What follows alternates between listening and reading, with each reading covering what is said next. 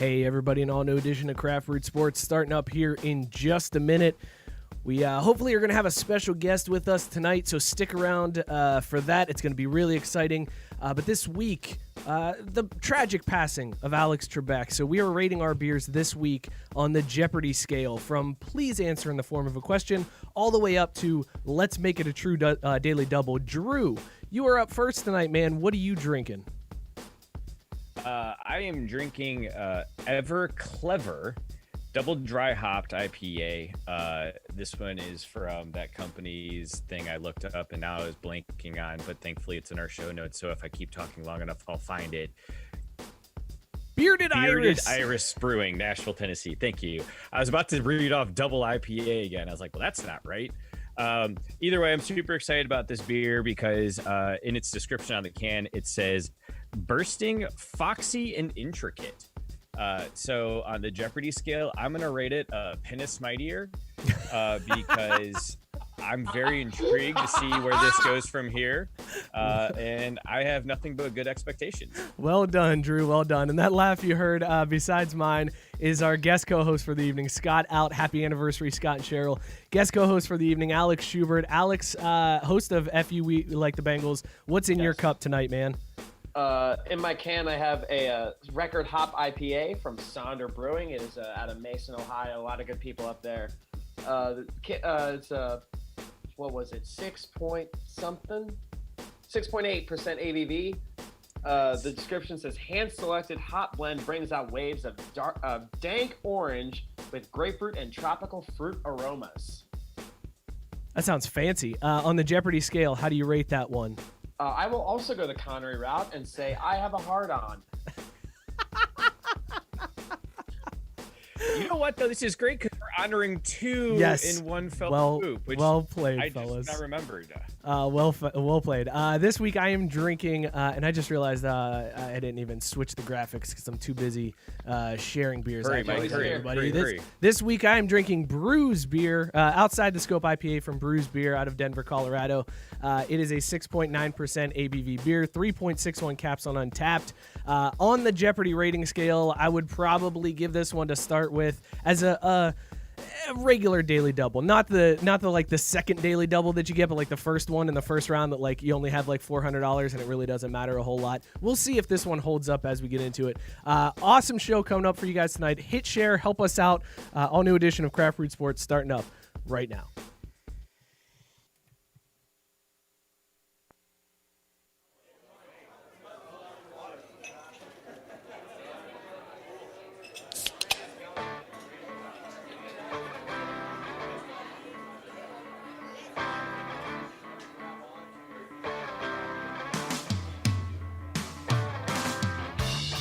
Hey everybody, an all-new edition of Craft Root Sports starting up here in just a second. I am Mike.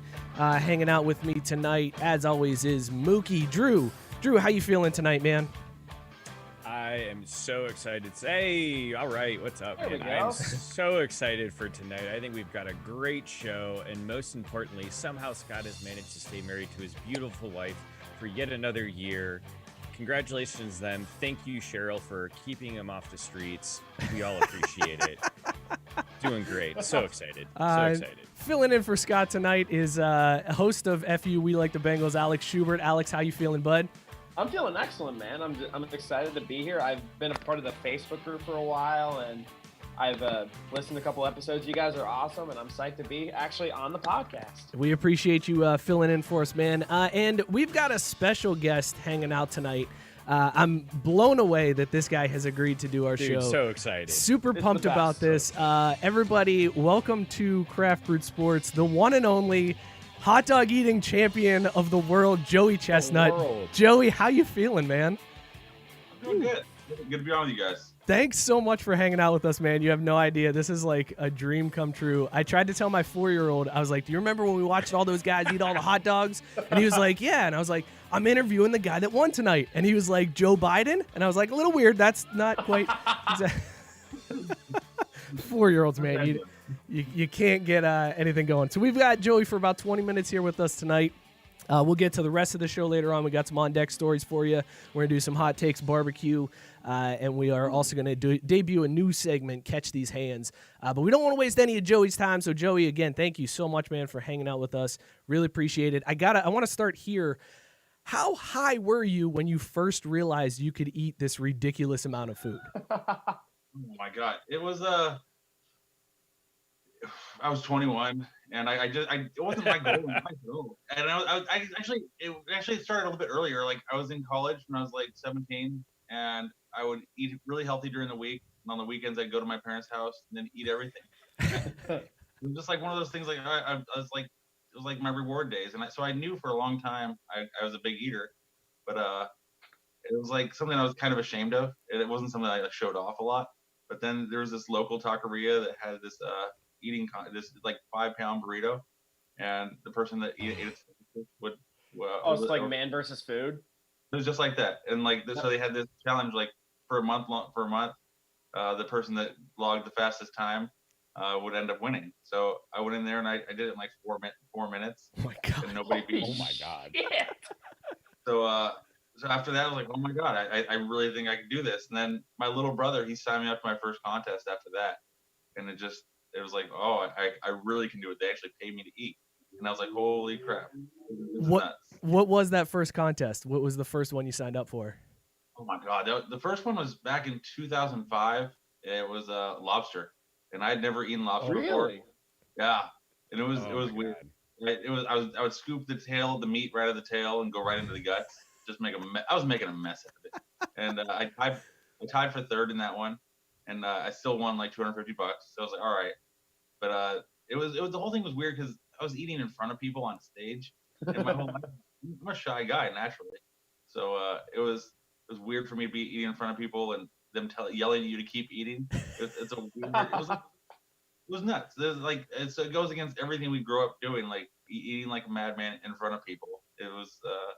But I then 2 weeks later there was another contest, and I just I made myself comfortable. I had my couple of my brothers come out, a couple of friends. They were like yelling at me, and I felt comfortable, and I just pushed it, and I won the next one, and it just snowballed. That's awesome.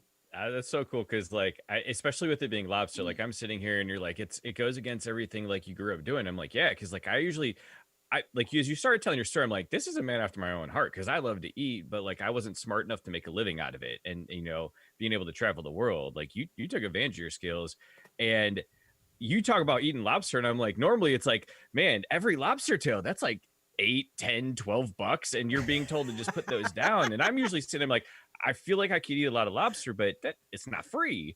And so that's usually where I would like ramp it back in. So yeah, I can see how that would be. That's so cool, man. Like the thing too that blows me away is you said 4.5 minutes for a 5-pound burrito. Like that is damn impressive.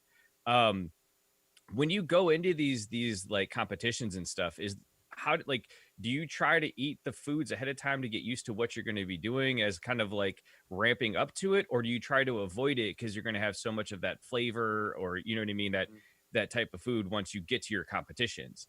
I definitely try to build a tolerance for each food. I think it's always better to be familiar with the food and have a plan for how I'm going to attack it, and also your body feels more comfortable. It's pushing to new limits. Every time I get the food down, digest it once, I know I can definitely do more the next time.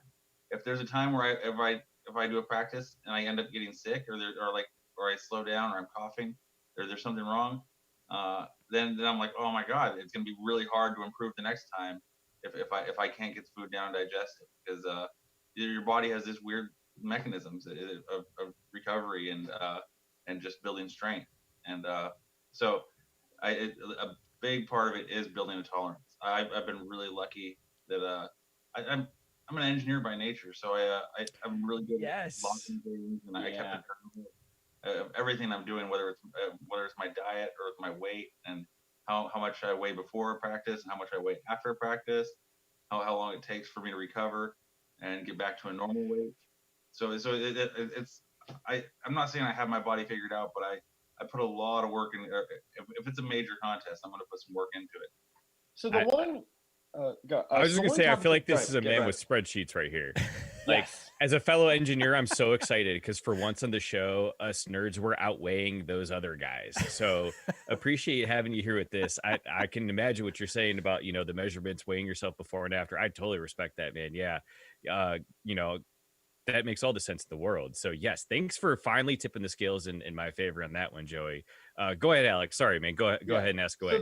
So the one competition that I've seen you do that's like, I don't know how the fuck he does it, is the ice cream eating competition. Because I've seen you eat like, I think it was like pints of ice cream or something like that. Because you deal with like brain freeze with that. How do you do that? It's weird. Everything hurts in that contest. Like first Yeah. your mouth, and then your throat hurts, and the brain freeze. The brain freeze probably didn't hurt that bad because everything else hurt really bad. Like my throat was really hurting, and Yeah. like it was bad. And at the end of the contest, you're shivering because your stomach ends up being like this, like a radiator. Your core temperature goes down a little bit. We're talking 16 pounds of ice cream, roughly. And Yeah. And so at the end of the contest, you just feel it. It's one of the ones where you feel the most weird. And Yep. but it's and it goes back to the whole, like, you're getting on stage to do something, and there's people yelling at you, and first time I did ice cream, I traveled to Florida to do it, and it's like, if I'm going to get on stage and do it, and there's people yelling at me, there's other people competing against me, I'm going to push past any of these. It's a lot easier to push past these pain barriers. Yeah. Because I've also heard about like competitive eaters, like their stomachs are like 4 times the size of a normal human stomach. Is that true? I don't know if it not all the time. Our stomachs have the ability to stretch. Yeah. It's just like your stomach's have layers of muscle, and if we've slowly made them adapt to stretching from normal size to really ridiculous size, and so we once a week, even if I don't have a contest, I'm trying to do a big stretch, a big meal. And if I'm trying to lose weight, it'll be more lettuce and things like that. But if it's a real cheat day, I'm doing hamburgers and whatever the hell I want. But, it's really important that once a week I definitely do a big massive stretch to keep everything loose and used to being a function. The stretch makes me wonder, Joey, are there times where your friends are like, yeah, you're not invited to the barbecue, man? Like, we can't have you coming around here. I'm pretty good about it, unless it's I mean, I get carried away once in a while if I'm drinking. I really don't want to be the asshole who just eats everything. But it's I mean, if you're at a barbecue and nobody's eating a certain item, I have no problem eating that item. See, again, if there's 10 pounds of potato salad there and nobody's touching it, I'm not gonna let it go bad. See, I get that, man. Like in my family, it's basically I get to eat whatever the kids leave on their plate because I got a 2 and a 4-year-old niece and nephew, so sometimes they don't touch anything. I'm like, great, I got all the chicken nuggets on top of what us adults are eating. But then also, like you said, yeah, you don't want to leave any leftovers if it's not worth boxing up. So you're just doing a service at that point. We got some questions in the chat here. Someone did kind of touch on what you kind of alluded to there, of saying, have you ever considered switching from competitive eating to competitive drinking? Again, that's our audience. And then someone else also asked what your workout routine is like cardio, lifting, like what other kind of stuff you do, because it's a full-time job. So what's your overall training regimen like for a competition? Oh yeah, well, I don't think there's any real income in drinking, and I think the amount that I can drink, I'm time traveling pretty fast. I lose time, but yeah, I don't think there's nothing good will come out of competitive drinking. But as far as working out, I've had to step it up over the last years. When I was younger, it wasn't a big deal. I could get away with not working out too much, but now I have to lift weights. I have a Peloton, and I try to run, and I'm getting older, so I don't run as much. But then now I'm liking this Peloton. But I try to do cardio and the general lifting weights. I have a weight bench with the Bowflex thing, but The biggest thing for me is I can I maintain mostly by really controlling my diet during the week. It's during the week it's chicken, simple lettuce, cucumber, really simple salads, and all other it's chicken or salmon, simple, good, easy proteins, low carb diet during the week. And then once a week, I'm gonna do my ridiculous cheat day. Okay, so just to make sure I get it right, I can tell my wife I don't have to work out if I eat right. So if I eat a salad, I don't actually have to go and work out. And then also, was there a Peloton or Bowflex hashtag that we need to make sure people use that you get the promotional credit there? Because we're all about promoting people. So, all right, cool. Just trying to make sure, just trying to make sure, can, you scratch our back, we'll scratch ours. It's, this is a group effort here. My girlfriend bought the Peloton, and for she bought me the shoes, and she was like, dude, we can ride it and we can keep track, we can motivate each other. But like, I don't want to do that. That's like what those, like the white woman thing do. They're like, yeah. Like, I don't know what I'm gonna do. Like, and now I like it. I really enjoy it. And it's really it's so weird that it's really motivating. Do you do the live show thing? Like, I've done a couple of them. Yeah. Do they? I mean, I've seen the commercials. I'm like, man, that'd be great. One, we ain't got that kind of cash. Two, I don't know if I want to have to wake up and have someone yell at me on a screen, because at a certain point, I'm just gonna be like, you know what? Power button off. I'm out of here. There's a couple of things about it. Like this chick is yelling at you, and then you can see other people on this leaderboard. They're falling down, and you're like, oh, I'm gonna pass this bitch. And like, no, it's. I don't really like. I actually, at points I do like being yelled at. So yeah. So this is. I think it works for me. It might not work for everybody. I'd say it's the competitive part, right? There's definitely the competitive part, and then it's so easy to log. Like, goes back to logging your numbers. It tracks how you're doing. Yep. And there's nothing better than improvement, and it's really easy to log your improvement with the Peloton. And the same with eating. Once you show improvement, it's really motivating to keep improving. My engineering brethren right here, motivated by numbers. I get it, man. I get it. Joey, you told a story that I loved, and I wanted you to repeat it on the show here. So I had asked you previously, do you ever take the mustard belt out to a bar or restaurant, especially after a 4th of July win? Take us through what that's like after you win and you got the belt. Are you bringing it with you out to the bar to do shots? Yeah, so not on the night of the 4th of July, because that's always in New York, and so. But when I get back to San Jose, usually me and a couple of friends, we take out a couple belts, and then we go to a couple of bars that we know, and it's like a celebration party.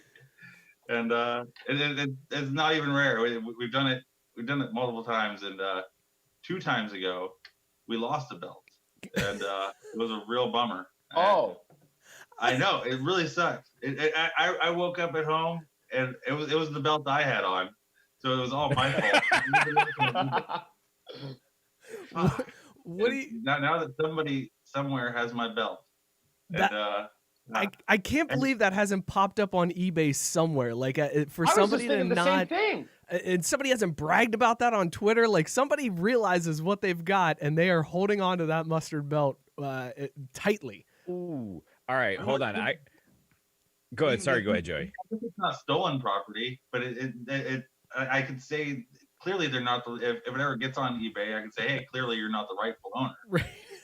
It's pretty straightforward. It'd be kind of hard to sell in a public way like that. I'll tell you what. Can I strike a deal with you right now? I will trade you my Emmy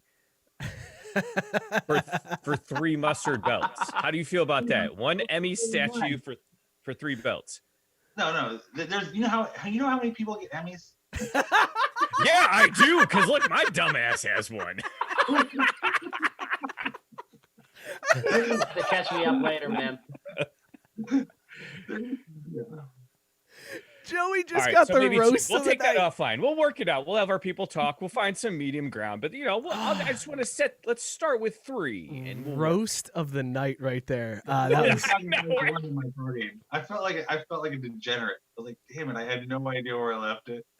And It was a nice Don't- smell, too. Joey, you're in good company right here. Trust me. With that kind of stuff, you fit in with this crowd. Joey, what's the one record that you've always wanted to get, but you just can't get it done? What's that elusive white whale of Joey Chestnuts? Ooh, oh, let's see. Oh, damn. That hard-hitting journalism right there. I don't know. There was a pumpkin pie eating contest that My favorite. Matt Stoney beat me at it, and this son of a bitch. We were eating like motherfucker. I ended up eating like 20 pounds, and he ate 21 pounds of pumpkin pie, and that's pie and crust, right? Like that's the whole pumpkin pie. And these are the best pumpkin pies. I don't even really like pumpkin pie, but the way they're just like they whipped up the pumpkin. It's just delicious. So what's the strategy for eating a pumpkin pie? Like for competitive eating? Like, how do you actually do it? Pick up the slice, chew, swallow, smash, get all the crust So it's in. like slices. It's very fast. It's a very fast pumpkin pie contest. But it's not. Is it the whole pie then, or individual slice? Like, oh yeah. So they bring them out 4 slices on a plate. Oh. So that ends up being half a pie. So they make it so it's easy to grab each slice. But he beat me that year, and I went back 2 more years, and I couldn't break his. I won, but I couldn't break his record. So but the problem was, like, when I went back, there was nobody pushing me, so I ended up eating like 20 pounds or 20 and a half pounds. The second place was like 14 or 13 pounds. So if Matt was there, somebody was pushing me, it would definitely help me. But it's pretty rare for me to go to a contest and not be able to break the record. I'm so glad you brought up somebody pushing you, because Yes. I had what may end up being a terrible take this past summer. Obviously, with COVID, this year's 4th of July competition was totally different from any other year you've done it. You were indoors this time around, a limited field. You still ended up setting the world record. Do you consider that world record an asterisk based on? I can't believe you went this take. I thought you were going a different direction with this question, and this is where you took it. But yeah. You asked me if it's a fucking legitimate record. Yes, he's asking if there should be an asterisk because you guys were inside and there's air conditioning. I thought you were like, oh, with an audience, would you have eaten more? Instead, you asked me. This asshole, right? So I definitely, I thought I was going to actually eat more in the conditions. It was, it's definitely a legitimate record. Every year, their conditions change. Whether some years it's hot as hell, some years it's a little bit rainy, and this year it happened to be indoors without an audience. But we're always eating Nathan's hot dogs, the same size buns, and it's a 10-minute contest, and it's the best eaters. So I think whether the Super Bowl is played indoors or outdoors, whether the home team, all these things. I think it's definitely a record. It's gonna be a weird one to beat. This year the hot dogs they did make them really, really good. It was easier for them to make them good because there was only like 5 eaters. So usually if there's 20 eaters, they're making, I don't know, hundreds and hundreds of hot dogs, and some of them are sitting out for a really long time, and they're not. And any food that sits out for a long time isn't appetizing. Yeah. And it's harder to eat food that doesn't taste good. So this year they all tasted really good, and but fuck, I'm sorry it's dark.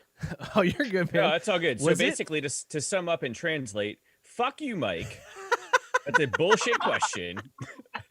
I gotta say, I told one person that Joey was coming on the show tonight, and they dared me to ask that question, and I was like, "I'll do it. I'll ask." I don't. Of course they did. Yeah. Of course I'll ask the question. There's one question I want to ask, and I'll get to it eventually. Yeah, I will say, Joey, in the comments too. I don't know if you can see them or not. People are thanking you because you won a lot of people in the group a lot of money on the 4th of July because we don't bet against winners here. And obviously yourself included on that. So. Yeah, I was gonna say, Alex, go ahead. If you want to hit, I don't know if we had another one. We've got a couple others lined up, but go for it. My question, I don't know what your stats on. What is Kobayashi up to these days?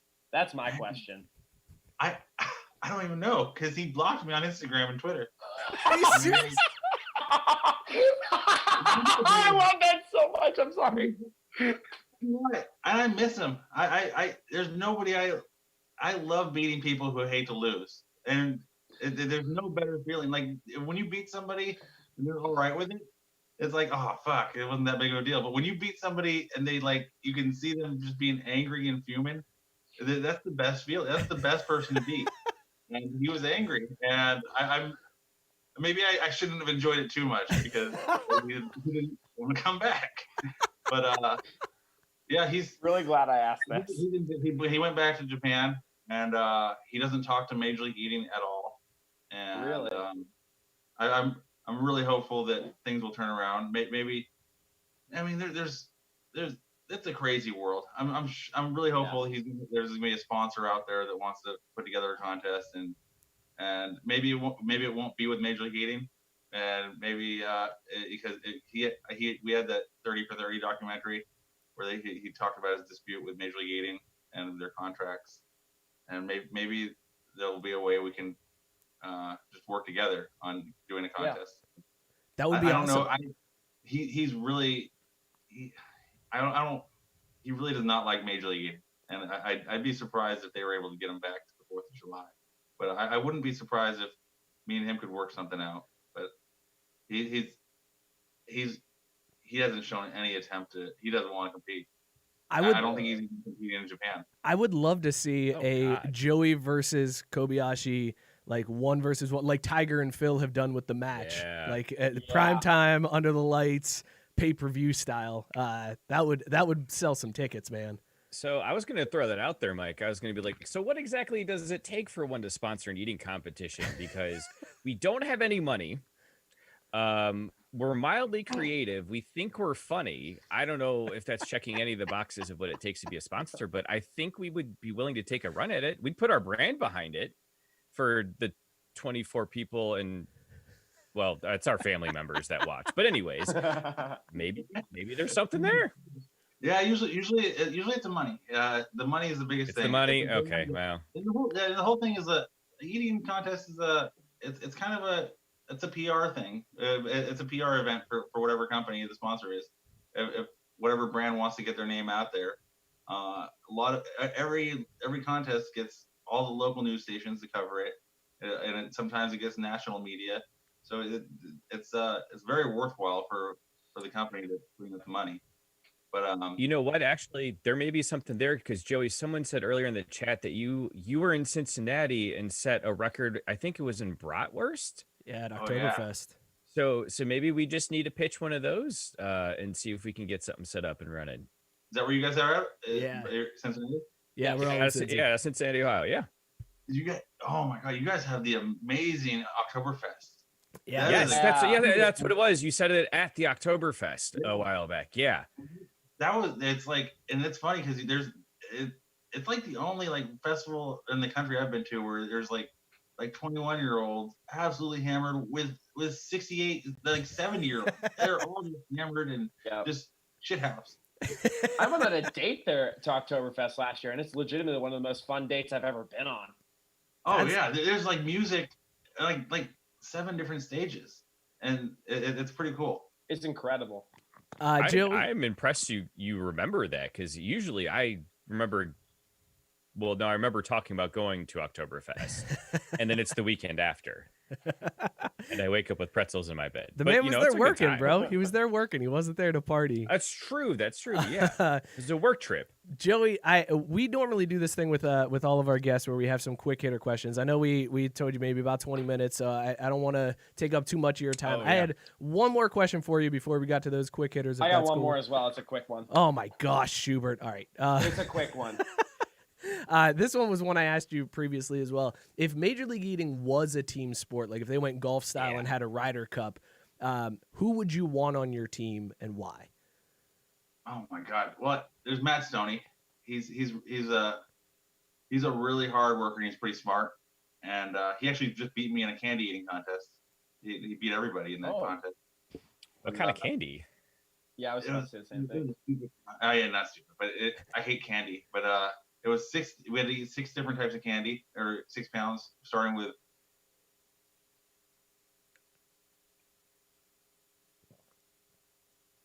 Do we lose Joey's audio? Oh God, I thought that was just. Oh, there he is. Oh, Okay. nobody's back. I didn't even get through the M&M. So it was yeah. I ended up he ended up going like 4 pounds of candy in 6 minutes. Milky Way. Oh my God. But Dude, he's I love me smart candy, eater. but oh, Yeah, he's a smart eater that and a sounds hard rough. worker. Yeah. All right, so you want to go the LeBron James route and just stack your team with the other best eater in the world. Okay, good to know.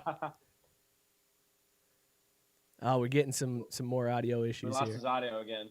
And now we There lost we I'm his so sorry, guys. Oh, It's you're cool. good, man. I thought it was going to be me. We were fighting internet issues over here before the show kicked off. Like, it's 2020, man. This is what it is. Anything can happen. Oh, these guys are killing me. Let me see if I can put this on Do Not Disturb. Sorry about that. Oh, you're good, man. Oh, you're getting okay. No. Yeah, I get that the notifications break the signal or whatever. Yeah.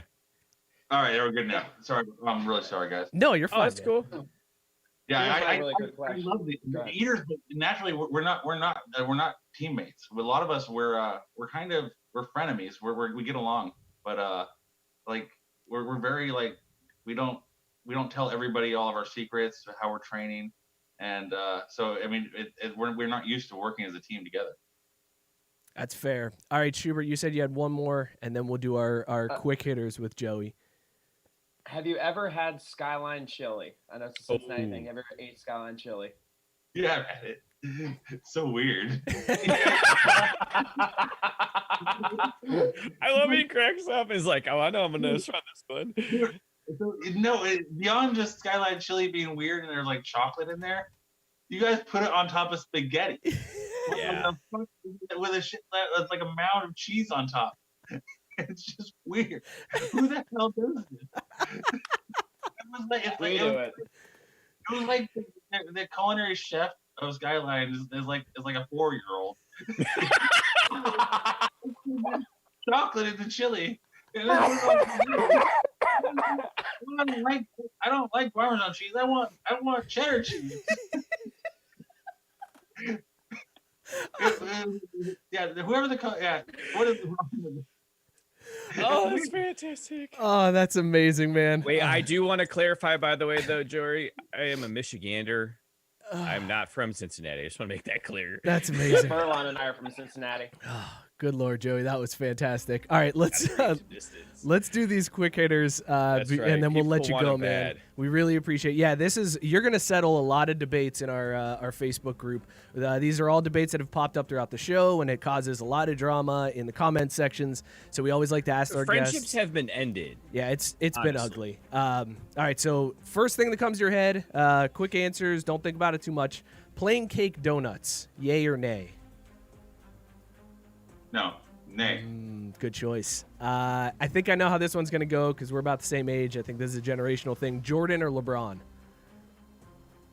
Jordan. Yeah, there you go. When watching baseball, bat flips, yes or no? Yes. Ah, yes, my man. All right. All right, now we're going to start getting, now it starts, Some people, it doesn't offend me at all. But if you want to do it, do it. I don't understand how people get so mad at it, but whatever. Baseball, OWGs. Okay, now we're going to start getting really, this is where it starts getting nerve-wracking here. There's some hard ones. When you're putting on a dress shirt, do you button the shirt from the top down or from the bottom up? I'm a psycho. I start in the middle, and sometimes I make Respect. I can dig that. All right, so similarly, when you're putting on pants, do you zip and then button, or do you button and then zip? my button and then zip. That's good. That's the way to do it. That's the right answer. Yeah, you could have an accident zipping first. Exactly. Yeah. It's when you get the beans above the Someone Frank. should It's tell no Scott good. that. Yeah. You might be able to get away with zipping first, but not a man. And I'm not a real man. Preach. Okay. Are IPAs just pumpkin spice lattes for white dudes? Well, I couldn't hear this. Are Are they for? Are IPAs just pumpkin spice lattes for white dudes? No, I wouldn't call them. Oh, that. Ooh. He wants to though a little bit. It's close, but I can't quite agree 100%. All right. Oh, yeah, not. You can do it, man. Go ahead. Take the jump. Take the jump. You can do it. Do it. It's close. I mean, there's nothing wrong with it, but the IPA isn't seasonal. See, that's the problem true. with that analogy. See? The pumpkin spice latte, that's seasonal. You do have a bunch of like white dudes drinking these IPAs all the time, and so it's I can't quite agree with that analogy. Okay. All right. That's fair. That's fair. Is Die Hard a Christmas movie? Yes. Wow. No hesitation No. on that one. No hesitation. All right. Chicken wings, drums or flats? Flat. Okay. Oh, you didn't even finish asking. I know, Joey. Well, Appreciate he's a that. professional at this. That's true. That's true. Yeah. Pineapple on pizza, yes or no? I like it. Yeah, and again, Nice. professional. You'll eat whatever, right? You're Except for drums. Like Mike said, you're answering a lot of tough questions that have ended relationships within our group. So we appreciate this. Coke or Pepsi? Coke. Okay. What was it? Coke or Pepsi? Yeah, Coke or Pepsi. Oh yeah, definitely Coke. Okay. All right. And then the final question. This is the one that you are the obvious expert on. There's a lot that weighs on this, Joey. There's a lot riding on this one, Joey. Is You're a hot dog? You're literally the number one expert in the world on this question. Yeah. The only person, in my opinion, qualified to answer this. Is a hot dog a sandwich? No. It's a Oh, there it is. There it is. Let's check the comment section because let me tell you, Joey, since the minute your face appeared on the show, people have been asking for this question in the chat thread. And of course, this is when Facebook would take a shit and stop updating live. So we'll see what they say later once I reboot the app. I'm so disappointed, man. How do you? What are you talking about? If you call a hot dog a sandwich, you have to call everything a sandwich. That's fine. I'm cool with that. Is a sub a sandwich? Just let there be some. No, what? No, hot dog. It's like it's so different, and then you never go to a sandwich shop expecting to be able to get a hot dog. That's That's a ridiculous. good point. That's fair. I mean, you make a compelling argument. Plus, it's But then it's PB&J really is hard. not a sandwich. It's hard to argue with the guy who has eaten more hot dogs than anybody else in Yes. the world. So Yes. You have to. There has to be some. You can't go to a Euro shop and expect to get a roast beef sandwich. A Euro isn't a sandwich either. It's a Euro. Let some things be separate. all right, So you let got me.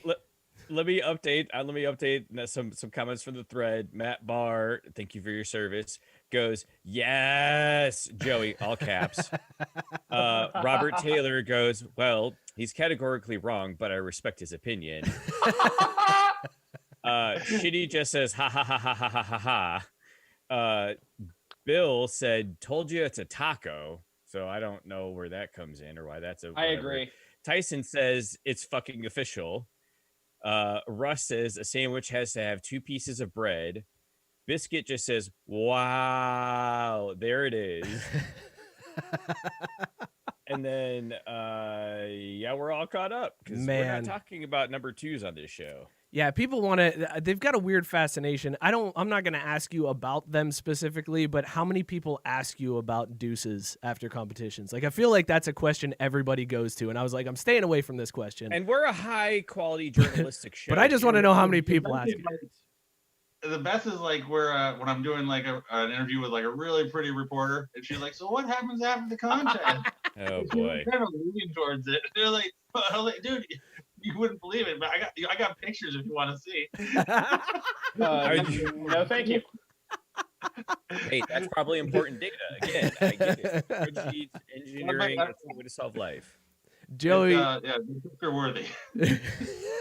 I'm sure that's true too. Joey, this has been absolutely awesome, man. I really So appreciate you great. taking some time and hanging out Yeah. with us, man.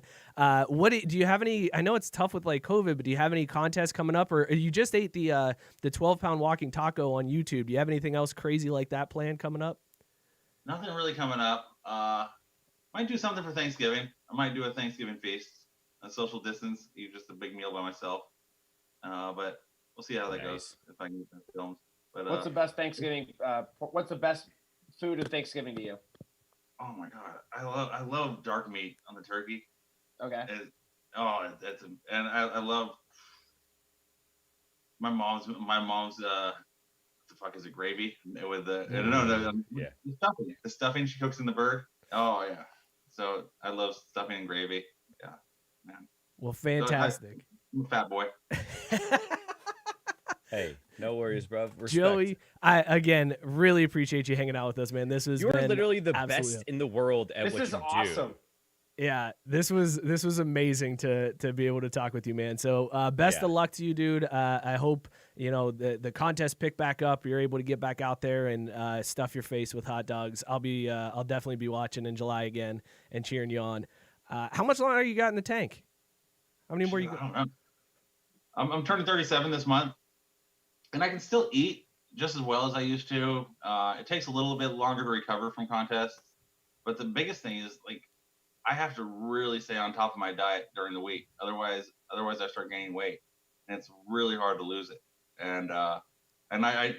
I need to start working out a little bit more, and that might help. But it's and I'm still healthy right now, but we'll see. As long as I can maintain my weight, and because once I start gaining weight, then I start losing, and then once I start losing, then I start being all depressed, and then it's just it's this weird double. Things compound really easily. So I need to really stay on top of my weight, and because I really don't. My capacity is still amazing. I have the best capacity, I think, without even trying too hard. The hardest thing is making sure I'm fit enough to be able to get the food down fast enough. So I know I'm good for at least 3 more years, and after 40, I don't know if how my body will be handling things. I hope you end up.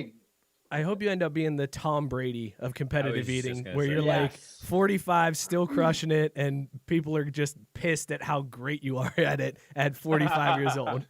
Well, I'd like to say a Tom Brady Tiger Woods crossover, because at that point you're just like, well, I'm going to choose to do this one, and I'm just going to hit the majors. I'm just going to get those major titles now.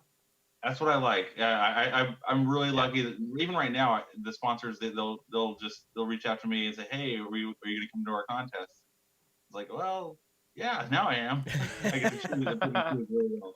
But I'm living the dream. And this year sucked really bad, but it sucked for a lot of people. So we're all getting through it. Hell yeah, so how long do you typically go during in between contests, like big contests? Oh, so during the summer, usually there's a period where I'm doing them once a week for about 6 weeks. Just because that period of August, September are really, there's so many so many festivals, so many companies are having they want to have an event. So I'm willing to do it every week. So and it's hard. It's hard on the body. Yeah. But I love it. And that whole I feel like almost like I don't know, like I'm just always in that mode of recovery, prep, eat, recovery, and I love that time of the year. But ideally, to do my best, I would like to have like three weeks in between, and then it gives me time to actually practice for the next food really well, and actually do my best. So usually you can, if I do one contest right after the other, it's I'm not gonna do absolutely the best if like the third week in a row. So it's if I have one contest and 3 weeks off, that one that I had 3 weeks off before is I'll be tits. I'll be ready to go for it. All right, Joey. So I want to let you know the fans are, because they're not our fans. They're your fans at this point. We don't have fans. We have people who have nothing better to do on Wednesday than watch us drink. But they're thank you. They're saying this was absolutely awesome. They appreciate your time too. It's absolutely amazing because you roasted at least 2 of us, and then you roasted Scott too because he wasn't here, and you basically shit on all his takes. So thank you once again for joining us, man. Absolutely love it. Welcome back anytime. Best of luck here as 2020 ends, and you always have a home base here in Cincinnati to come out and support you with whatever your next endeavor is. So appreciate it, man. Dude, hopefully I'm back there next year for Oktoberfest, and we'll all drink some beer. Hell and yeah, we'll all forget dude. and That's hopefully awesome, take man. photos to remember. Yeah, dude, take care, guys. All right, thanks, Joey. Appreciate All it, right, man. Thanks, Cheers. Joey. Cheers. Joey. Appreciate it, man. Joey Chestnut, Be well. the greatest eater in the world. Let's take a second here right now and thank our sponsors. Let's give it up for Wow. Beer Drop. Wow, I know I got to do a sponsor read to just break up the fact that we just had the Like, Michael the show Jordan. is over. Like The as goat Biscuit River in pointed out. competitive- The Un- goat in competitive eating. Unreal. So let's thank Beer Drop. Listen, we're about to do On Deck. It's brought to you by Beer Drop. If you want award-winning craft beers delivered straight to your door starting at under $4 a serving, our friends at Beer Drop can hook you up.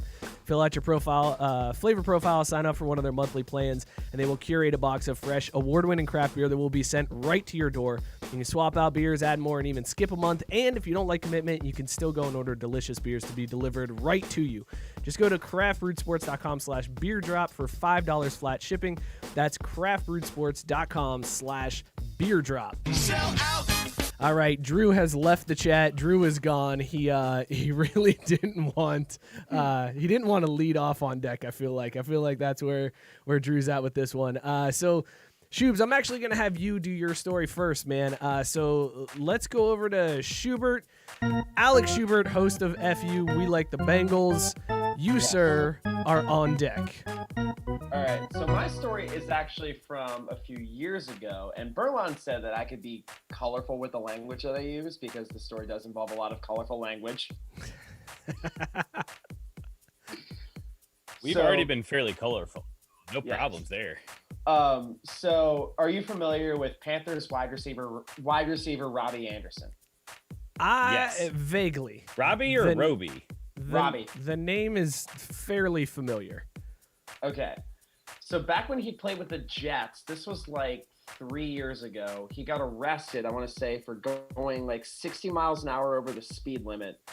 And when he was in the back of the cop car, he told the police officer that he was going to find his wife, fuck her, and nut in her eye. Jesus. This is like that. Was it the Panthers offensive? Or no, the guy there on the Eagles who was hollering at some dude's wife. Fletcher Cox, baby. Yeah, there you go. I'm gonna get you Oh, what pregnant. was that story? Fletcher Cox stole some dude's wife from him. Texted her, "I'm gonna get you pregnant." And then they split up, and under North Carolina law, where the couple was from, the guy was able to sue Fletcher Cox for splitting up his marriage. It was an amazing story. Like, this dude was able to file a lawsuit against Fletcher Cox for stealing his wife from him. Fantastic. Oh, that's awesome. Yeah, Cox is my favorite Eagle because of that story. This dude, so You would like Cox. I would like Cox. This dude Oh. takes the cake. Like, if I'm ranking recent arrests, Tony La Russa's DUI arrest is up there, but it is nowhere he said- near.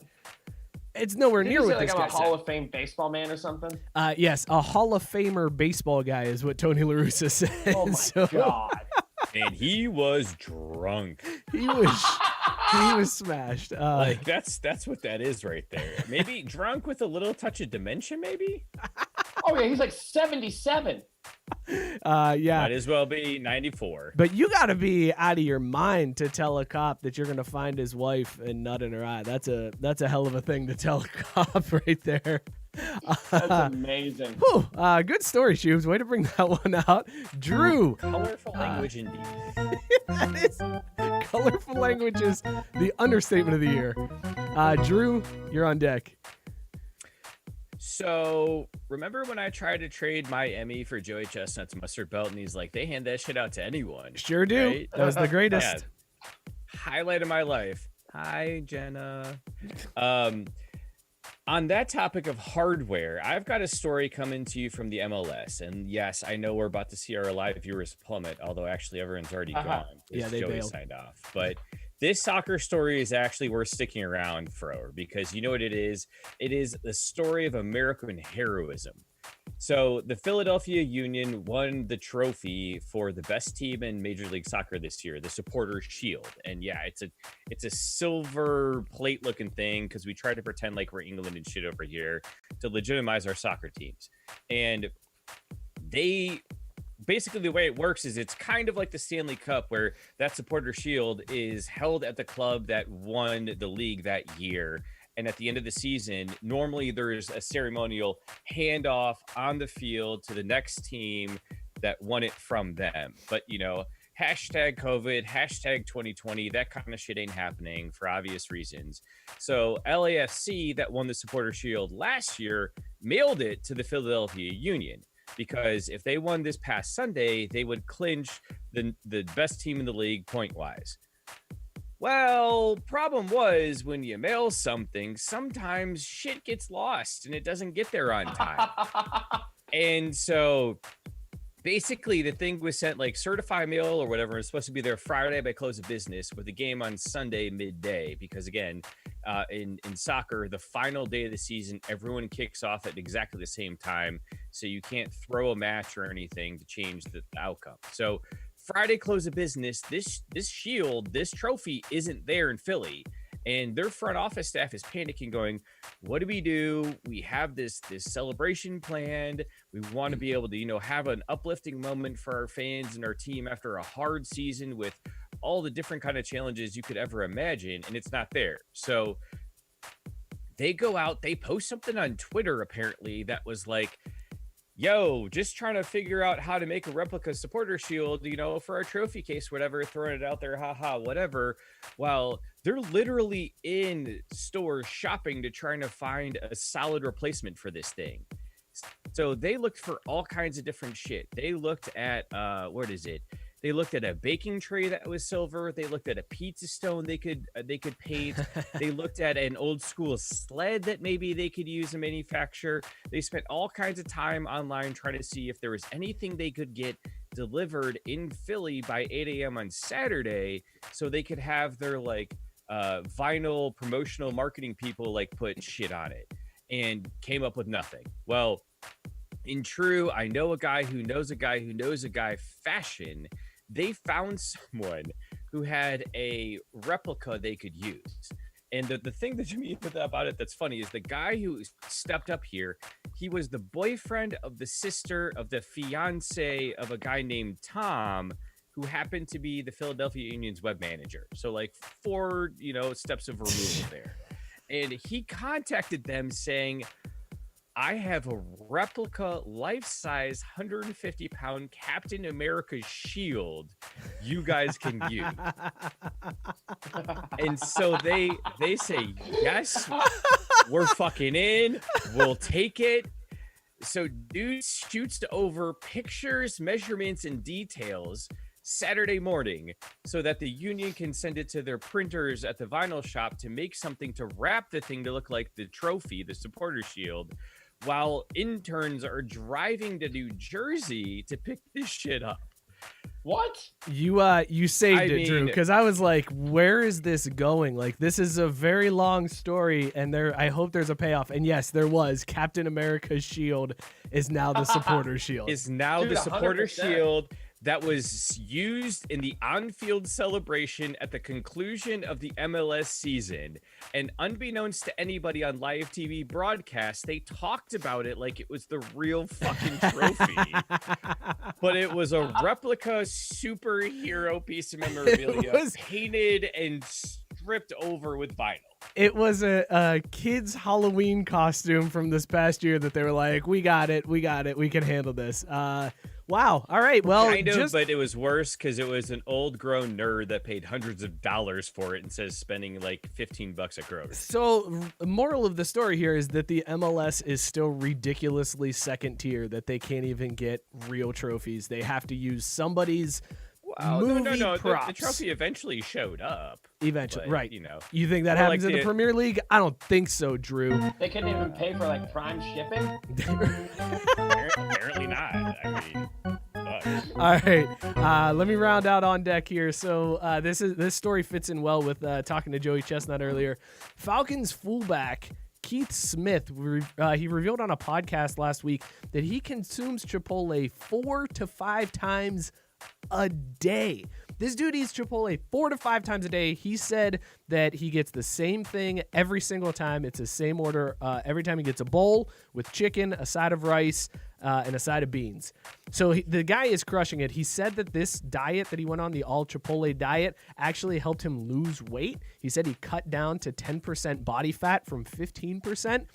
So there were people that were obviously a little skeptical. Like, who is really going to eat Chipotle 4 to 5 times a day? But Keith did not back down and decided instead to go to Instagram, and he posted his bank statements. Obviously, some of it redacted. But he posted his bank statements from his online orders for Chipotle. Over the last 12 days that this was posted, he spent $429.13 at Chipotle. Bro. He would do orders of $41.11, $25.54, $26, $36. Like, the dude is just constantly ordering Chipotle. It's unreal. So if you extrapolate this out, we talked about last week Russell Wilson spending $1 million on recovery. This guy spends $13,052 a year just on Chipotle. So there you go. If you guys want to get skinny, you want to lose some body fat, Chipotle 4 to 5 times a day. It's going to cost you some money, though. You were also saying that his Chipotle diet is just chicken, rice, and beans. Right. Yeah, there's not a whole lot extra in there. Yeah. And this is why pro athletes go broke, because homeboy could at least like get Chipotle catering for a day. Right? Like, you know what I'm saying? Like, just pretend you're ordering for an office of 20 and you're set for a day for half that cost. I also need to ask the question, Mike, did you do that math? I did that math on that one. Mike did that math. So Scott math. does that hockey and Mike does that math. Yeah, Mike does that math. Very impressive. New segment idea. Yeah, because I was saying, like, with the diet, it's like, it's just chicken, rice, and beans. Like, when I go to Chipotle, I'm getting sour cream, I'm getting lettuce, salsa, iced tea, or like a fucking lemonade.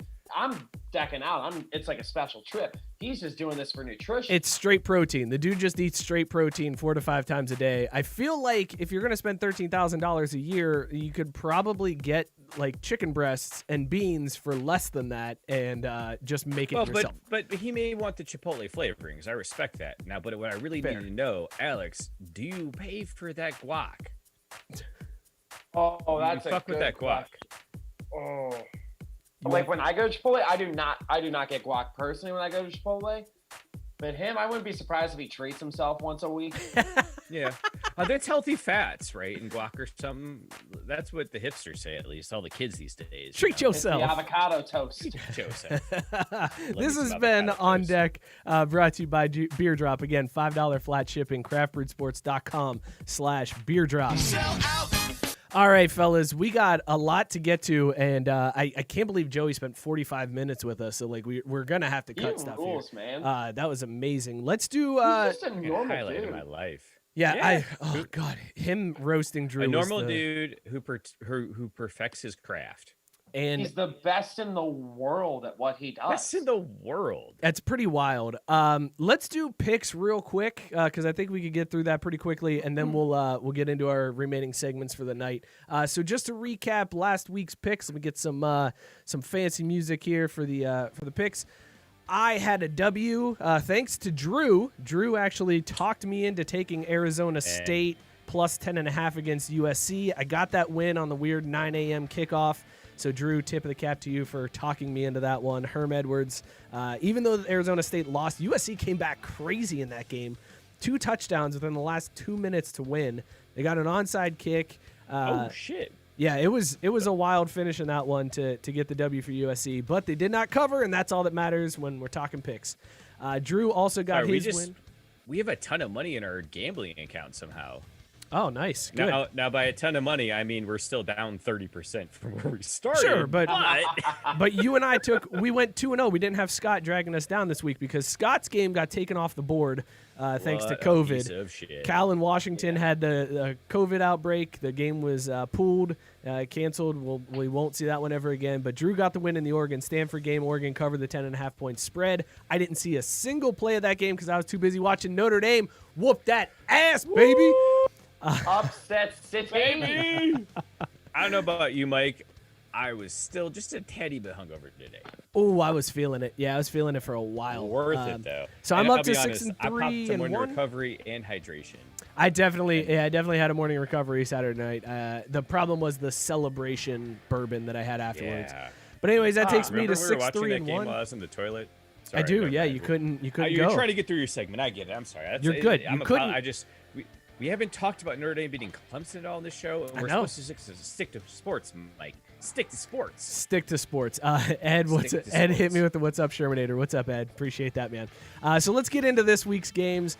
Since Schubert is on and he is the host of FU, We Like the Bengals, we're going to give him first pick here, and I'm just going to give him one of these games. We are doing Young NFL Quarterback Edition this year for the Pick'em. Yep. So, Schubert, you are going to have Bengals at Steelers. Steelers are a 6.5-point favorite. Bengals coming off the bye week, but this is Joey Burrow's first time facing the Steelers. Steelers dealing with some COVID issues. Who do you got in this one, Shubes? I say that the Bengals cover the spread.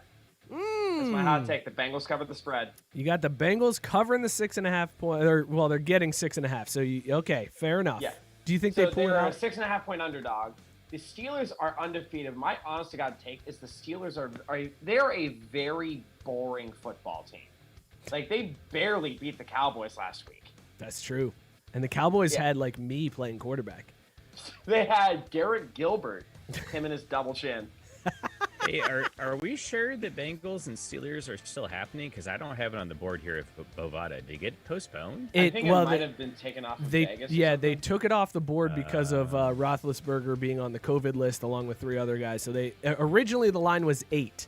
The Steelers opened up as an 8-point favorite, but they pulled the game after the news of Roethlisberger broke. So yes, it is still happening as of right now.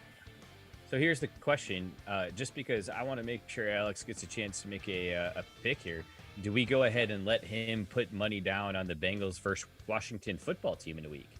No, we're going to do this because Scott's going to take this game. Scott's going to get this Bengals.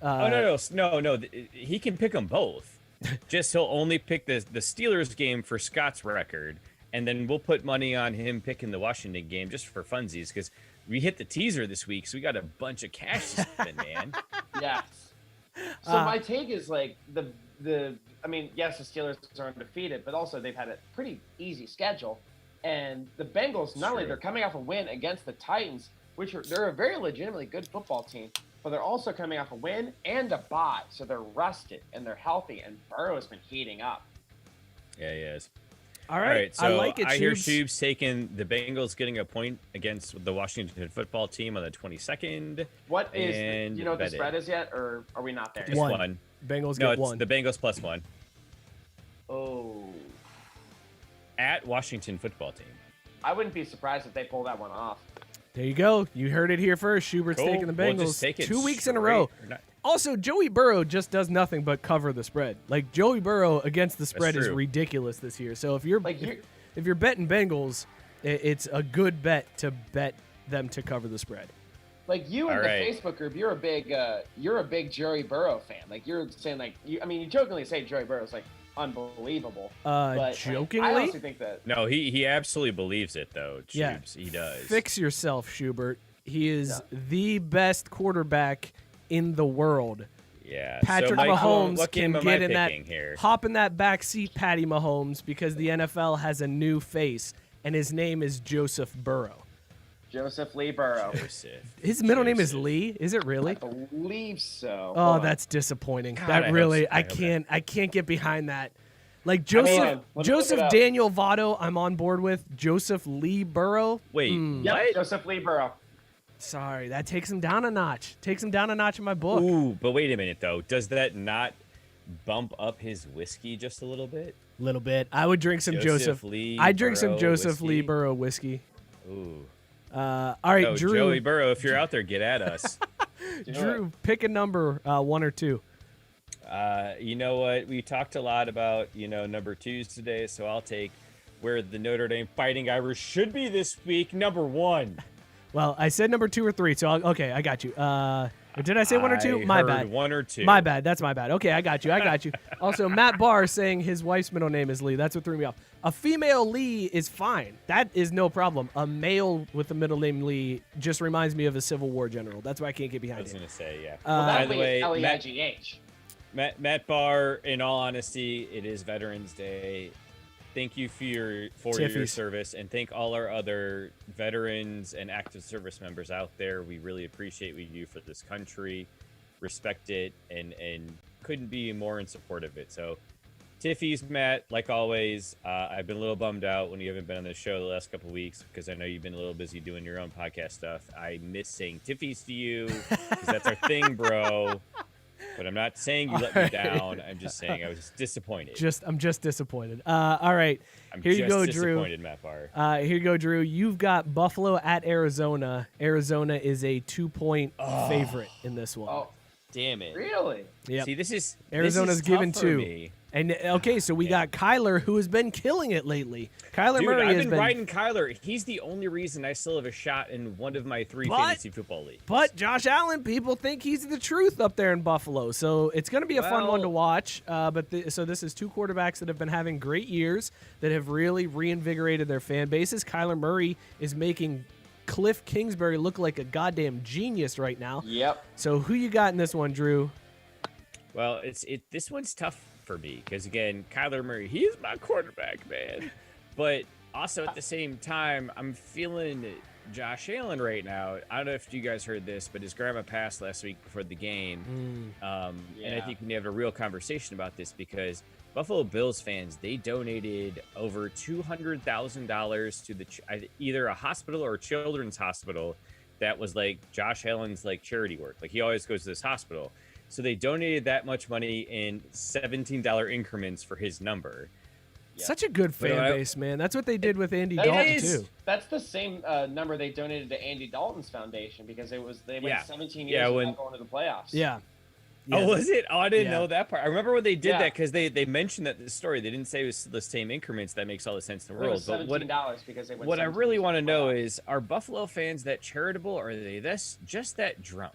Yes. Because I'll tell you what, man, if I was running a charity foundation, I would target drunk people late at night because you know what, $5-10 to them, they don't remember. Dude, they but, do. That's how you make a foundation. They do. Haven't you ever seen those Sarah McLachlan commercials late at night? Like you wake up after a night of drinking and In the Arms of an Angel is playing. You're like, damn, I got to save these dogs.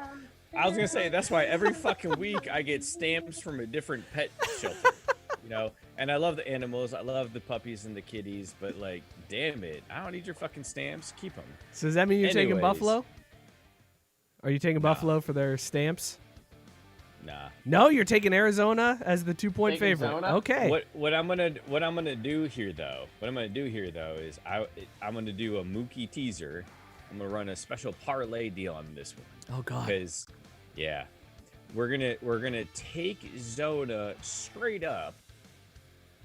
And we're going to go with the over 56.5. Can I just say real quick? I completely agree. Can I just say real quick? Bill just dropped out of the show. He said, I'm calling it. This is the sports segment, and I know shit all about it. Be well. We lost somebody for sticking to sports. Just throwing that out there. Damn it. Just making that known. Somebody dropped off the live feed because we stuck to sports. It's all right. Probably Scott's fault. Sports is in the podcast name. It is, Schubs. It is. It sure is. Okay, that leaves me with the Chargers at Miami, the Fighting Herberts. Wait, am I allowed to replace my spread pick with a money line and over pick? Or nope. should I should stick to the rules? I mean, you could do whatever you want for what you're betting, but for the show purposes, Arizona I bet too. I bet it like the show does. But I want to be honest here. So I'll still take the cards given to. That's fair. All right, so I got the Chargers at Miami. Miami, a 3-point favorite at home. Tua is looking decent. He's whatever. Flores is really impressed me. That's the first Bill Belichick coach that doesn't look like complete dog shit. So I'm impressed by Miami. The Chargers, though, I don't think they cover this. Let's put it this way: they're not going to win. The Chargers aren't going to win, but they might cover the spread because they blow it and lose by 1 in heartbreaking fashion, like they are wont to do this year. Yeah, they're cursed. It's like the universe is conspiring against Anthony Lynn. I feel terrible for this guy. Like, if things just bounce a different way, Lynn is looked at as this genius coach this year. What?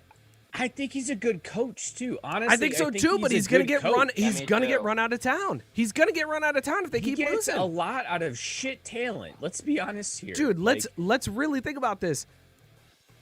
what he's getting out of Herbert isn't even supposed to be playing right now. If it wasn't for Tyrod Taylor, if it wasn't for Tyrod getting his lung punctured by the doctor, Herbert would be on the sidelines. So this is impressive. The plan was never to have Herbert playing at this point. The plan was to ride with Tyrod, let Herbert sit this year, and he is getting this production out of Herbert. It's impressive what he's doing, but they just keep dropping these games, and at the end of the day, if you're not getting the W's, you're going to lose your job. I forgot to finish my thought there. So I feel like I got to take Miami as the favorite in this one. 2.5?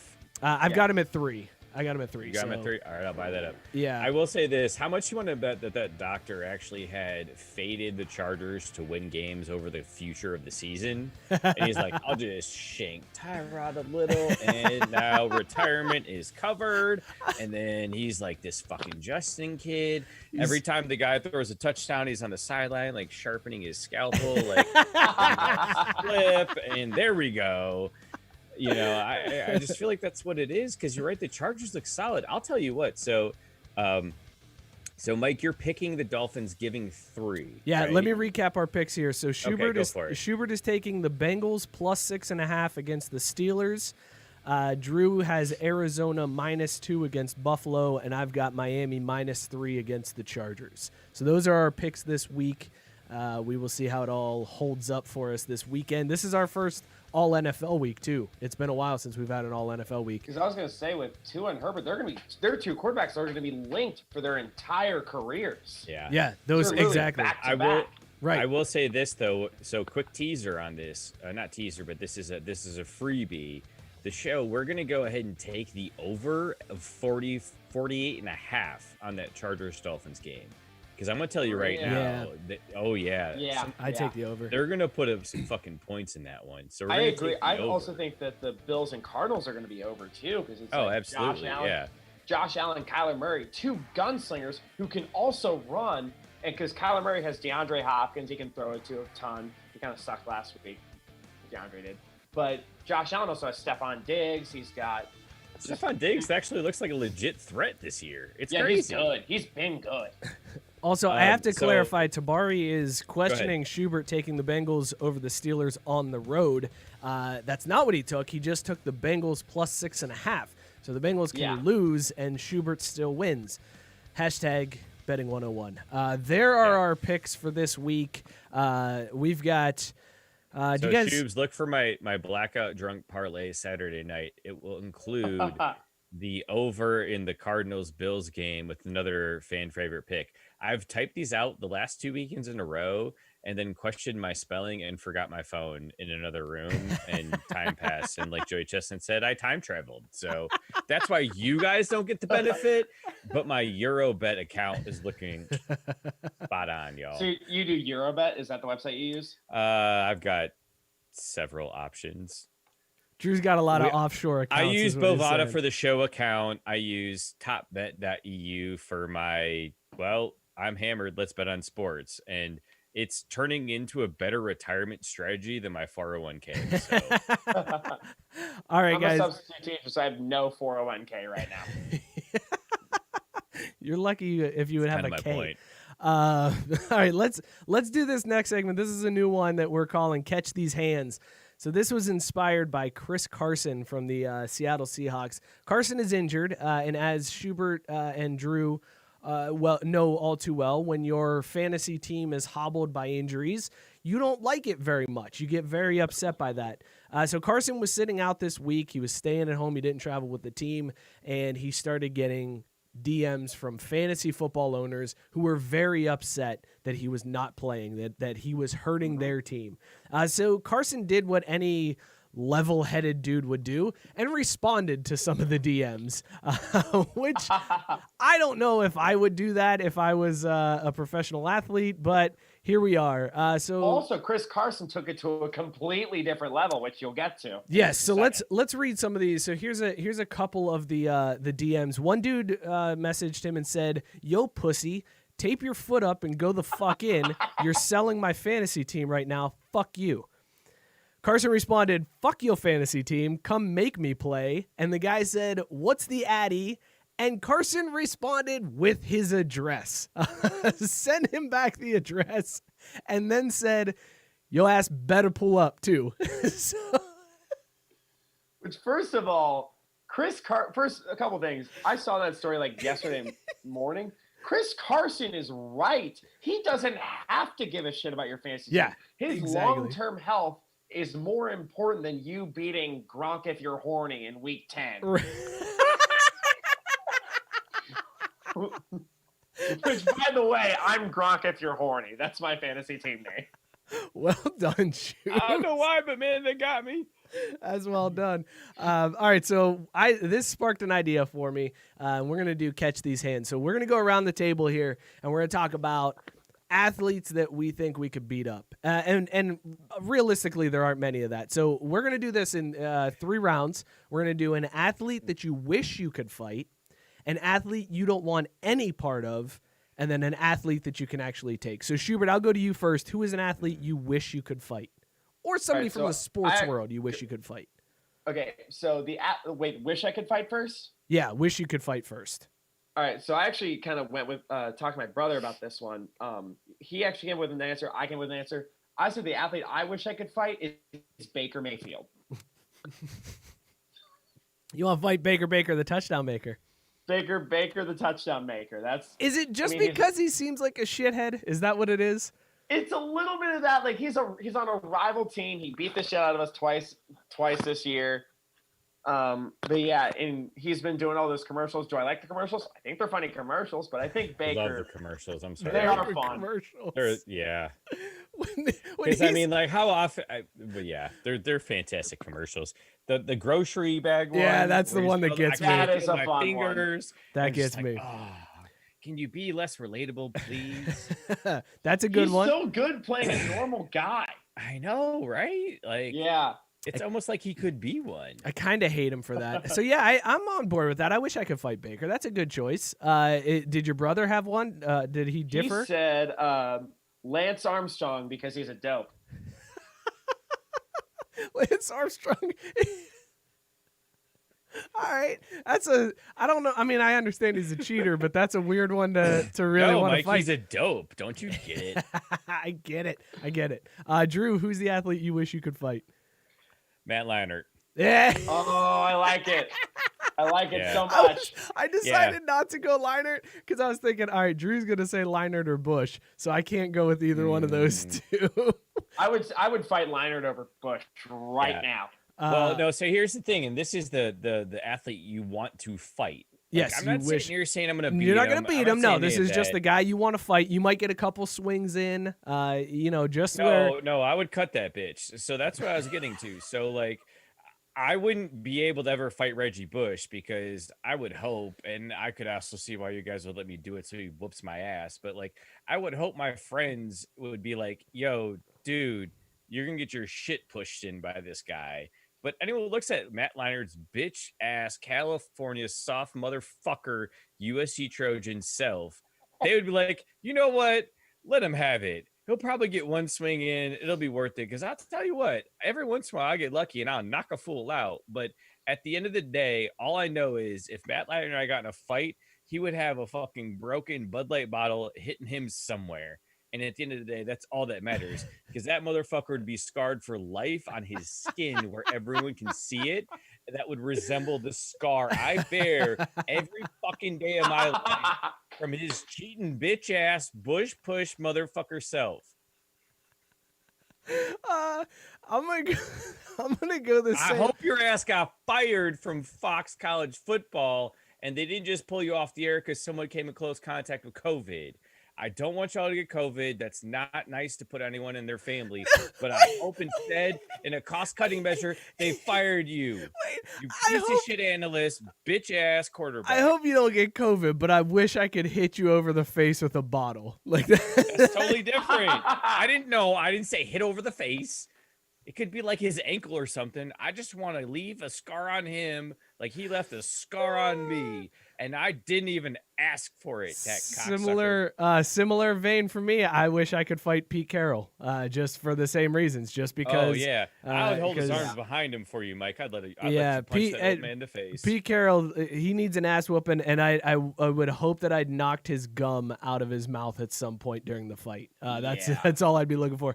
Schubert, who's the guy you don't want any part of? The guy if you see him in a dark alley, you're running the other way. Aaron Donald. Oh, that's a good one. That's a really good one. That dude's scary, bro. Okay, so here's my take. He's the best. He's the best defensive tackle in the NFL. He's not a shithead. He's only a competitive guy on the football field. Yeah. And he is also ripped as hell. Yeah. He's an animal, man. That's a terrifying man. I would not want to fight him. Yeah. My brother said when a similar out, he said DK Metcalf. DK, yes. Yep. That's a specimen you don't want to run into. By the way, so I was just gonna say, sorry, I lost my shit in your take, Shubes, but Biscuit said he wanted to fight Dusty Baker, and I lost it. Like that's a great one. Yeah, it's hilarious. I kind of choked on some spittle. It'll be fine. Of course, a Cubs fan wants to fight Dusty Baker for ruining all those arms in Chicago. Like that is a great take from a Cubs fan. Matt Barr wants to beat Baker over the head with that book with the honeymoon scene. And the best part is, Baker reads that book by himself. It's not like his wife makes him read it for book club either, because just she wouldn't there. Drew, who's the athlete you don't want any part of? Wayne Simmons. Yeah, the enforcer. Hockey guy. Yeah, enforcer, but also talented. Dude didn't get to the league because he could fight. He got to the league because he is a fantastic hockey player who also didn't tolerate shit from nobody. And dude has got one of the nastiest right hooks I've ever seen in and out of the ring, let alone on ice. So no, if you find me in a situation where someone's like, so you're about to fight Wayne Simmons, you'll find a yellow trail as I exit the building. And I will admit to it. I will live tweet it. I will have no shame in doing it. And I will also pay tribute to Wayne on my way out the door. Is that yellow trail is going to be fear piss? Yeah. Yeah, maybe a little feces mixed in too. Depends on what I ate for lunch that day. Wayne Simmons, all the respect in the world. There's a reason you're a top 5 player in my fantasy hockey league still, where we value hits, checks, block shots, and penalty minutes. Tabari wants to fight Jose Altuve, Alex Bregman, and Michael Brantley of the Astros. I considered them. Yeah, true baseball fan right there to want to fight those guys. Here's the guy I don't want any part of. So I contemplated this one. I thought maybe Mike Tyson, maybe James Harrison. I think those are 2 good choices, the guys I wouldn't want to run into. But I put myself in the scenario of I'm walking down a dark alley. This guy steps out from the shadows. And is this the situation I want to be in? And I think the one guy I would not want to see in that situation is Ray Lewis, especially if he's wearing a white suit. Because if he's wearing a white suit, that means I'm going to get stabbed and he's going to get away with it. Let's move on to athlete you can take. Schubert, who's the athlete that you can take in a fight? So I considered kickers. The first one, I didn't want to consider retired athletes because I would have gone Adam Vinatieri all the way. But rightfully so. That's a good one. I think the active NFL player that I honestly may have a shot, this is hypothetical, obviously, Drew Brees. Really? You think you got a shot at Brees? I mean, you got the reach advantage because he's 4'8", so you definitely have a reach advantage on that. I do have a bit of a my old gym teacher said I had orangutan arms. I mean, that had to come in handy for sports at some point, right? I played tennis my entire childhood, and yes, it did come in handy. Hey, pun not intended. All right, so you think you could take Drew Brees? That's my take. All right, fair enough. Who'd your brother say he could fight and win? Kevin Durant. He said 1 drop kick to the Achilles. Or just those spindly ass legs. Yeah. I've always thought it was nuts how thin Kevin Durant's legs, even though he's a 7-footer. I've always thought how weird his gigantic feet are. He's got clown shoes on and it's just regular feet. Drew, who's the athlete you think you can win a fight against? So I kind of went a bit of a different way with this in the sense that it's like it's not who I think I could win a fight against, but it's who I most want to fight and win against. Okay. And I just want to WWE backhand slap A-Rod's bitch ass into yesteryear for all of humanity. And also at the same time, while I'm doing this, I would lean over to his wife Gloria and be like, "You can do better," and just kind of like free her from his evil grasp. Because man, her tracks are fire, kids. You should know about them. But A-Rod would get my backhand for days, and that's the best part. I would just keep bitch slapping him until he cried and shriveled into a ball, and it wouldn't even like. Mankind would be better off for it. Yeah, I completely agree. That's good, man. That's good. I went with Ryan Shazier. I think I could take Shazier right about now. Oh. I got a shot right now, I think. Oh. All right, I will say this. Can I plug my pod a little bit and I kind of tell them like Please what I do? Please do, because Schubs, we need to not be on that topic now. Well, I am gonna plug Ryan Shazier a little bit. Because so for FU Like the Bengals, what we do is we talk about Please the Bengals. tell me he gives you consent at least. No. Things got so dark. I'm so glad Joey came on before the rest of this episode. Yeah. Because if this had aired, he never would have come on this show. That's why I planned it this way. So I was say for FU Like the Bengals, we talk about the Bengals and then roast their opponent the next week. And I was going to say one of my favorite roast jokes I've ever had was about Antonio Brown. Because he was on season 22 of Dancing with the Stars. But I think producers had it out for him since the beginning when they determined that his dance partner would be Ryan Shazier. Holy shit.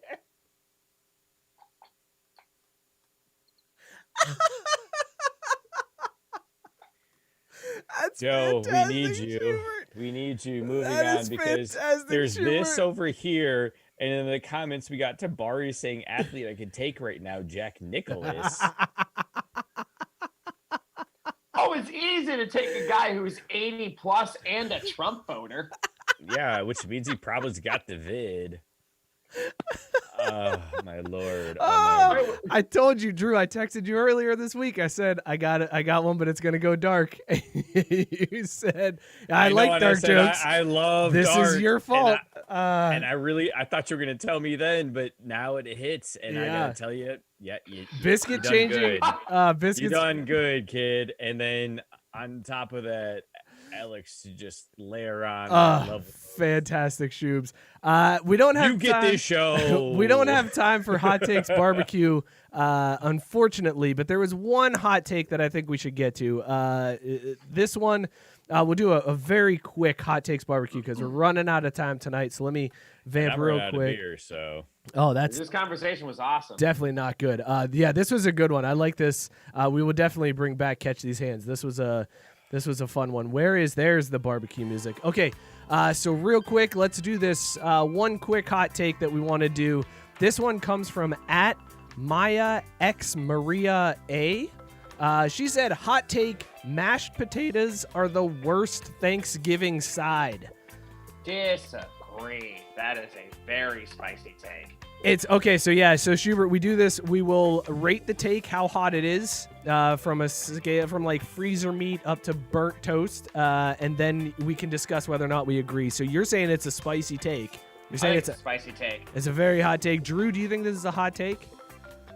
Yeah, I got to be honest. Actually, Schubs just made me finally understand this segment because, yeah, this bitch is an idiot.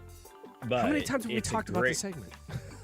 Because, dude, you don't think I don't understand social media stuff. Like, I still understand. I don't necessarily think that a 2 on this scale is bad. Like, that's how I want my steak done. But like some people are like, no, that's nasty. That shit's still alive. So like that's what gets all whatever. But that's the whole point. Is you want to drive debate. Yeah. And Big Gemini Energy is driving debate here because she's clearly wrong. Unless the mashed potatoes are the main course. Who has mashed potatoes as the main course on Thanksgiving? KFC. It's called a famous bowl, motherfucker. Boom. Okay. Also, she specifies side, so she's not saying main course. So she is saying the worst. Well, did you side. see her avatar? Obviously, this girl needs all the help she can get. Yeah, that's fair. That's a fair point. We don't have time. There were so many good hot takes that we found this week. One actually came through from Gabe, a listener of the show. He tagged us in a tweet. We'll save them for next week. We'll do those hot takes next week. So we'll get to those next week. Start sending us your Thanksgiving takes, though, folks. It's about that time of year. There's all kinds of things we can talk about. How Oklahoma, Texas is the worst game of Thanksgiving weekend. Oh, damn. I didn't even realize they were playing Thanksgiving. Why are they playing Thanksgiving Don't weekend? they always? I thought No, they Red River. They already had the Red River shootout, didn't they? That's like early in the year. Yeah, maybe. Yeah, Doesn't okay. Texas always plays it. Hey, I said it was a hot take. Yeah, it's a terrible take. It's freezer meat because it's not true. It's a bad So now we're all about the truth on this show. Look, this is a sports show, shit? Drew. This is a sports show. You're We get our right, shit you're right. correct. Yeah. Let's give a shout out to Dugout Mugs. Baseball season may be over, but you can still drink out of a bat just like we do here on the show. All you got to do, head on over to dugoutmugs.com /craft, dugoutmugs.com/craft. You'll get 15% off your entire order. All your favorite teams, customizable designs, wine glasses made from bats, bat shot glasses, bottle openers made from baseballs, and now 9-ounce whiskey mugs, all made from baseball bats. Hit them up, dugoutmugs.com/craft. This week. Hey, Mike, real quick. How great are those bourbon mugs? Oh, dude, it's so good. It's Especially so good. for having to buy presents for, like males in your family. Do you think that'd be a good option? It would be a fantastic option, and if you want to save some money, go to dugoutmugs.com/craft and get 15% off your entire order. But yes, 15%. if you have a bourbon fan on your Christmas list, hit them up. It is the coolest way to drink bourbon, and I drink a lot of bourbon. That's what I do, is I drink bourbon when I'm not drinking beer. And then every once in a while I mix in coffee. But man, the 9-ounce mug is the way to go. You can get a heavy pour in there. The wood, it's got like a little bit of a wood flavor to it. Oh, it's so good. This week, I feel like the best part is you just tell wifey, I just got to finish this one. And she has no idea how much there is. no clue. You can't see. It's not like the glass, No which she's idea. like, how much did you pour in that one? Don't worry about it, babe. Babe, it's just a 2-finger. Let's As Mike almost spewed on his microphone. Sorry. talk about these beers we were drinking this week. Drew, what did you have in your mug? I had the Ever Clever DDH. Man, this shit was amazing. Obviously, our interview earlier tonight was one of the best ever. So that clearly made it go down well. But this beer was smooth. It was flavorful. It was really aromatic. Like you could smell it coming up from either the dugout mug or honestly, if the foam was just on top, the head was just on top. Highly recommend this beer. I couldn't speak highly of it as I try to vamp to think of another Sean Connery Jeopardy reference, and I'm coming up real weak because someone's remember that ain't worth it because this beer was on point. So this beer is having such a big lead going into Final Jeopardy that you can write whatever the fuck number you want, $1 even, and just sit there and laugh at your competitors because you're ahead that far. This was a high quality beer. Highly recommend it. Ever Clever double DDH from that thing that they don't put their fucking brewery on the can. So cool. Bearded Iris in Nashville, Tennessee. Shubs, what were you Mike. drinking tonight? I had a Record Hop IPA from Sonder Brewing out of Mason, Ohio. I am gonna rake it. Wow. Welcome to the show. I ran out of Sean Connery references. I'm gonna give it the Daily Double. Okay, all right. All the way Nice. up? Are you gonna give it like the true Daily Double? Like when you can be like, let's make it a true Daily Double, because that's such a Jeopardy phrase to I'm gonna use. do the Daily Double, but it's like about history. Because like if it's a sports question, true Daily Double all the way. But if it's because the sports questions on Jeopardy are like, what is LeBron's last name? We were watching last night, and there was a sports category on Hall of Fames, and I ran the category, and my wife was impressed, and I was like, yeah, this wasn't that big of a deal. These were very easy questions. Like Have it you was ever like, This Hall of Fame is on Main Street in Cooperstown. It's like, these nerds don't know baseball. Obviously, WWE. All right, here, Schubs, I was able to quickly Google some of these. So would you say that this was a catch these men on That's the the one I Jeopardy was thinking. scale? Nice. That's actually the first one I was thinking. Catch the semen. Attaboy. Man, we need to have this guy on more often. I love you guys. I was drinking Outside the Scope IPA from Bruz Beers in Denver, Colorado. I put this one. I started off on the Jeopardy scale at like the first round daily double. Like it was all right. We'll see how it goes up. It definitely elevated. I liked it a lot. I am going to call this one potpourri, my favorite category in Jeopardy. I loved when Alex Trebek would drop a potpourri.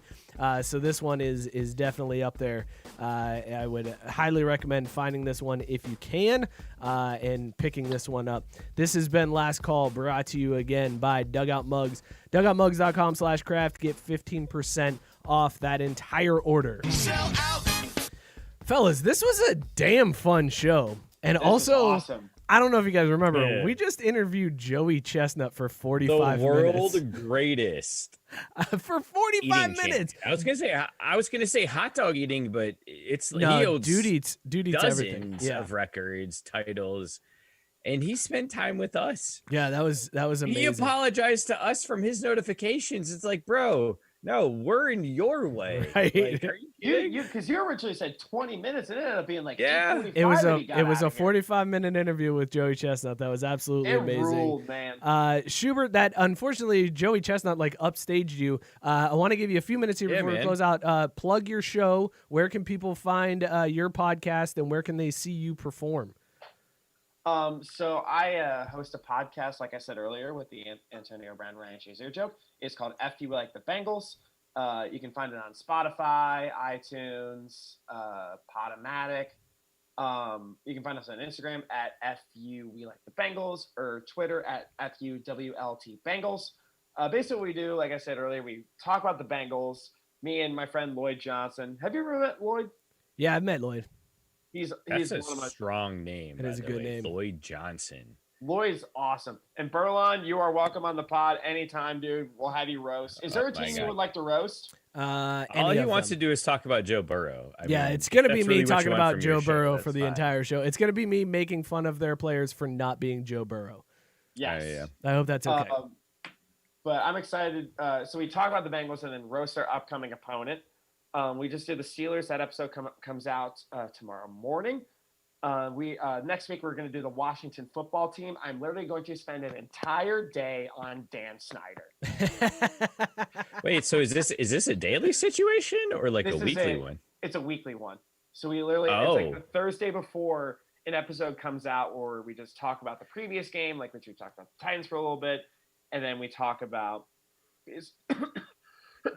we roast their upcoming opponent. Like we go through the roster and just say like Ben Roethlisberger and his rapey McRae penis and all that fun stuff. But I mean, from what I've heard, you actually go deeper into comedy because that's easy stuff. Like, Yeah. you know, Ben does that. What I really want to know though is, so then when do we get to hear the special episode where you just rail Dan Snyder? Because I will subscribe gonna to be, that feed whole- specifically. Okay, I want an episode of you going after Dan Snyder, and then I want your normal episode because he deserves that, man. All right, so what I'm going to do is like I kind of spend like the whole week writing roast jokes, and it's going to be like sometimes like by Saturday I'm done with like the wide receivers, but like I think it's going to be like You go by tomorrow. position group, Yeah. Oh yeah. dude. That's awesome. Oh yeah.